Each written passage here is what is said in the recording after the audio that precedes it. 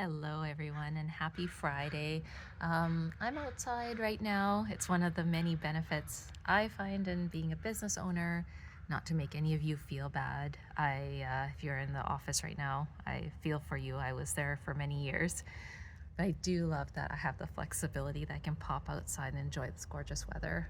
But I was inspired to come on here to share a story with you. Um, so yesterday I went to the optometrist with my kids, and my son, who's about 7.5, was doing his eye exam, and the optometrist asked him to read out some letters. Now, in one of the situations, the letter was a Z or a Z, depending on what you say, and my son, he said an S. Now, because of this assessment and the way that it went, the optometrist did say, oh, he needs a slight prescription, but it's not enough to warrant glasses, so we're okay. And yet, the mom in me, who knows my son really well and knows that, sorry for the noise, but I think there's a helicopter flying above me, but um, knowing what I know about my son, which is since he was little, he would flip his fives and twos around. He would flip his S's and Z's around. Um, Not that he has any neurological issues or cognitive issues, even. He's 7.5 after all. He's growing out of that habit, but sometimes those old habits kick in. I mean, he's little. When I saw that, I immediately was like, not really sure if that's necessarily a sight issue, really. I think that may have just been him cognitively saying an S when he saw Z. So, why am I telling you this? I feel so similar about assessments.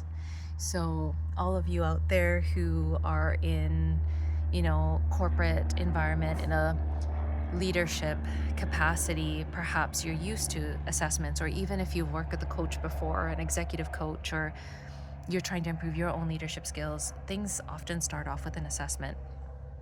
And here's where, truth, I don't use assessments. The best assessment of things is me. And I'll tell you why. I use my intuition. I tune into the person. Like, for example, if you get your team to do an assessment, if you're a people leader and you get your team to do an assessment, and then that person comes back as being highly analytical, and all you do is give them all analytical work. I have seen this more times than not in my career, in HR, or even as a leader, that those people end up unhappy because you don't stretch them. You don't put them in places where, yeah, they could be uncomfortable, but maybe that's what they want. Or, yeah, maybe they don't want it because they're comfortable where they are, but you know that stretching them a little bit outside their comfort zone is good for them. Now, if you're using the assessment for things like that, that's valuable. And again, that requires a leader who's tuned in, who watches the team, who understands the interactions that happen, who would be able to assess, just like I did, that I don't think my son actually saw an S. I think he just thought S when he saw Z because he has a tendency to flip the two. That's the same thing, when you're a leader, when you're in an organization, when you're supporting people, you got to tune into people. People aren't robotic, and people change, people shift, and people want growth. So when you're using an assessment, it's really important to watch out for when we're using it as a tool to judge or box people in, because that's not doing any justice to anyone. So even if you yourself are going to use an assessment, I actually invite you to sit for a moment and consider, what do you want those assessment results to give you? What type of information?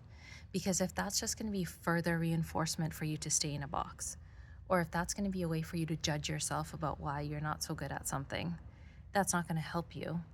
It's really important when you're using things like assessments that you're understanding that as you even fill out the assessment, if you're having a bad day, it could skew your results. If you have a different cultural understanding of something, that could skew the results.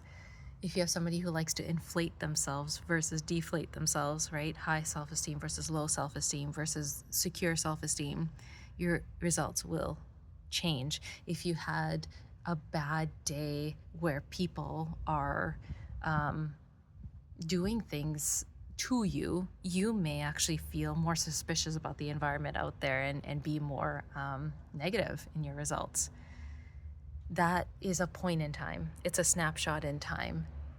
Do you, as a leader, if you're using assessments as part of understanding your team and the needs of the people on your team, do you take the time to assess them in a 360-degree? And I'm not talking about a 360-degree assessment, you guys. That's also a one-time snapshot.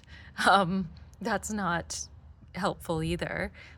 Do you take a 360 view of them? Do you watch them day in, day out? Do you see their practices when they're on, when they're off? Can you tell what lights them up? Can you can you tell what lights them up? I think is the big one. That's the key, because I'll finish the story off with one more thing. The optometrist said that last year my daughter actually had a minor prescription and it wasn't enough for her to get glasses. And yesterday when she was assessed, he said she has perfect 20/20 vision, no issues, does not need a prescription. Both times does not need a prescription, but apparently what showed up last year is gone. So did her eyesight reverse? I don't think so. So if I had jumped on this with my son and been like, oh my gosh, something's going on with your vision, and jumped all over him, like, are you sitting far enough from the TV? And are you doing this? And are you doing that? So that I prevent him from getting glasses, I would have made the problem worse than ever. I would have boxed him in. I would have created all these controls that wouldn't have served him.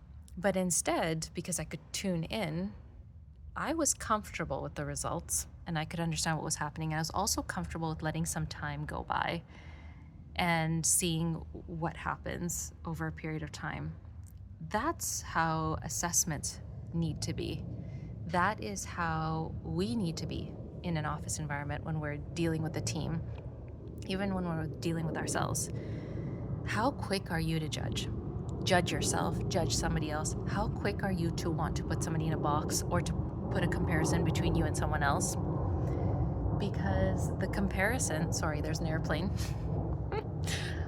Because it's that need to compare, right? And there's nothing wrong with you for that. That's a human thing that we do. But if we can get behind why is there that need to compare or to inflate your skills versus somebody else's, or deflate your skills versus somebody else's? There are deeper root reasons for that are likely stemming from childhood. That's what I work with and that's what I deal with. So just some food for thought for you on this gorgeous Friday, at least here in Vancouver, BC. Hope you all have a beautiful weekend ahead planned for yourself. And if you have any insight, boy, would I love some DMs from you. I'd love your thoughts too. Okay? All right. Bye for now.